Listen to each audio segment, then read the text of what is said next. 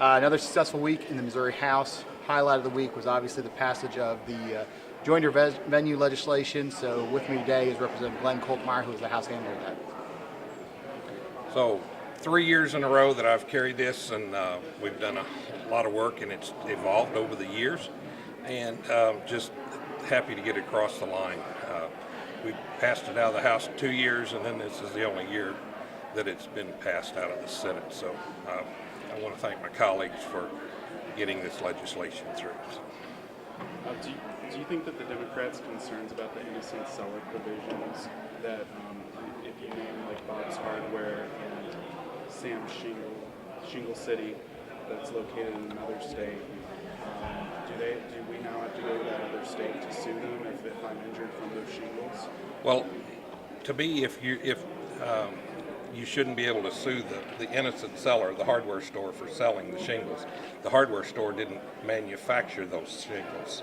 So I'm not sure where the innocent seller comes in here, other than sometimes the hook to get sometimes venue. So, but isn't it impossible for some people to establish venue or hard at least? They can sue where they were injured, where they live, or where the registered agent of the company, or where the defendant lives.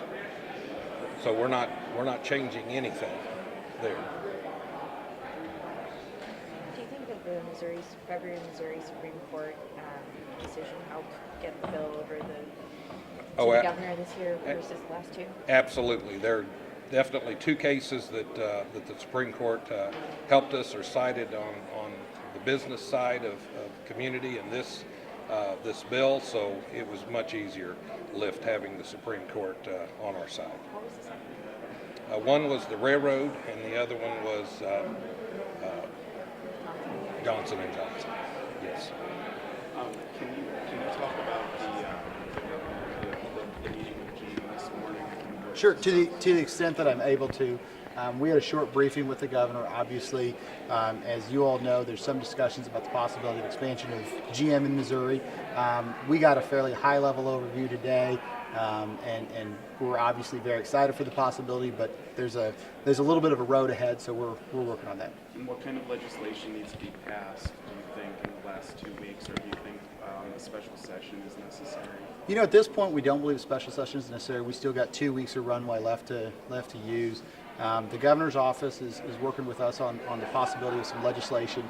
We'll be working over the weekend to fine-tune that, and we'll probably, hopefully, roll it out next week. Would taxpayers know the cost of any incentive package, or are you just going to allow DED to offer an incentive package? I think we will have a very clear idea what the cost would be by next week. Mr. Speaker, in terms of this package you're talking about, is there going to be enough time? Are they going to have to go through hearings? You've only got 2 weeks. We do, but again, as I said in the meeting today, the House can move fairly expeditiously when we have the right language. So we're in the process of figuring out exactly both the language of the legislation, but also the procedural pattern we would use in order to try to pass it during our traditional session. If we don't see it done in the next 2 weeks, should we expect a second special session? Will you commit to that? That's far beyond my purview, and frankly, if we were going to do that, the governor would have to call that. I'm still the eternal optimist. I think 2 weeks is a lifetime in this building. I think we can get something done during session. Always.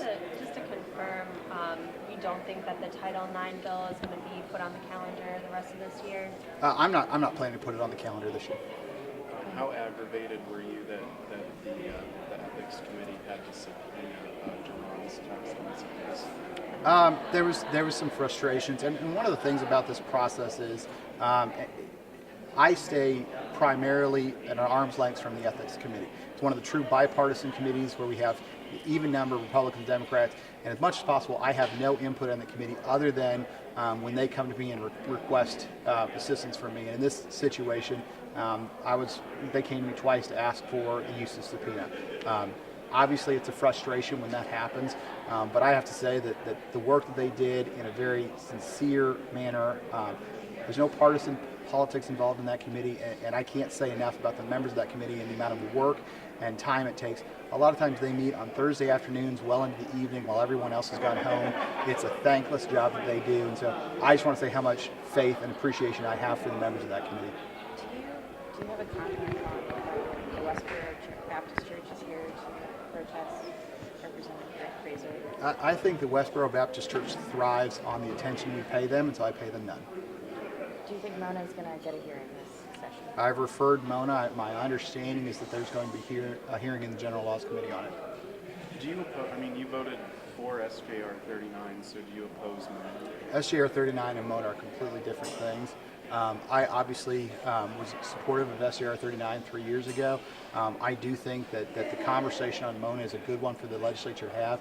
I don't know that the issue is necessarily right, but I think that's what the committee process is for, to work through the issue and figure out if there's a path forward for it. Mr. Speaker, I know you can't get into specific health, but can you give us an update on Representative Rayburn, how she is doing, and what is the status of that charter bill with her being obviously severely injured? So Representative Rayburn is now back in Kansas City area. She continues to receive treatment, but at least my understanding is her need for surgeries are done. She continues to recover. Obviously, she's going to need to learn to walk again. As for the charter bill, obviously when your bill sponsor has such a significant injury and is gone for the session, it creates some logistical problems in moving that issue. I'm still passionately in favor of education reform, and being the eternal optimist, I think 2 weeks is plenty of time, but if not, we always have next year to work on that issue. Do you think that I'm sorry? will it have to come through the Senate? Well, everything has to come through the Senate for us to accomplish it. Come through the Senate first, I think if we were to get it done this year, it'd probably have to come through the Senate first. where it's been passed. All right, thanks everybody.